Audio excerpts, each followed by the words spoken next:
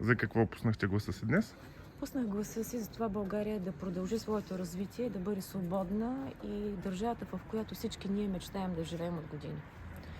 Искам да приканя хората да излезнат и да гласуват. Гласуването е наша отговорност, гласуването е наш дълг. Излезте и гласувайте. Нека ние да сме тези, които да определяме бъдещето, посоката на България, а не купения и контролирания вод, който се случва именно на тази предизборна, именно на този ден, на този вод. В Хасковска област, повярвайте ми, е нещо страшно. Това, което наблюдавам в малките населени места, как кметове и кметски наместници са упълномощени лица и стоят в секциите и контролират, наистина е страшно.